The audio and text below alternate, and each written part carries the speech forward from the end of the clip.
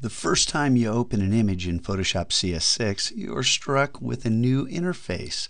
Now, as with all changes to an established program, this will be met with cheers of delight and howls of disgust. How dare you, Adobe? Okay, well, this is CS6, and there are ways to customize this interface.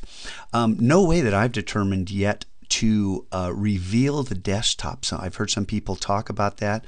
Well, in my classroom, I insist my students go to full screen because I don't want the colors in their sometimes very vivid desktop pictures competing with your eye's attention with the color image you're usually working with. So I applaud this gray background, which of course, if you right click on it, you have to have an image open or you won't get this contextual menu.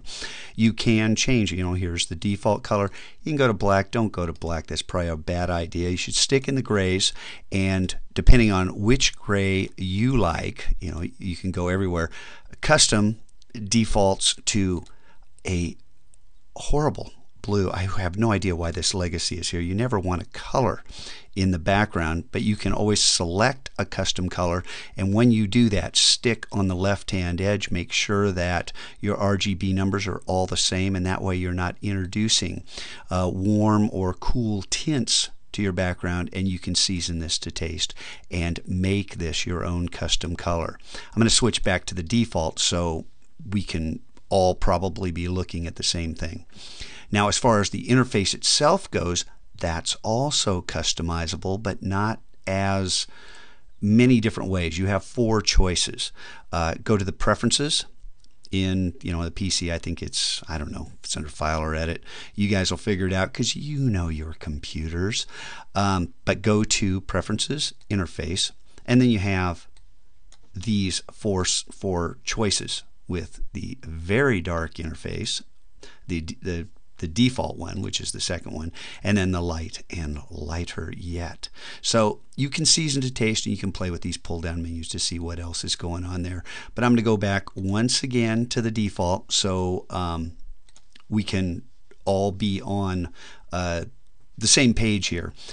There are other changes that I'll get to in later movies, but number one, I should confess, this is a digital negative. This is a raw file, and when I opened this, I was taken into Camera Raw, and there are some wonderful new features there and new ways to work on your images that just give a hint to how improved this new version of Photoshop CS6 is. I've installed the beta in my computer lab, and the kids are loving it. When of course there are some grumblers too, because what's a high school kid without exercising his or her right to grumble?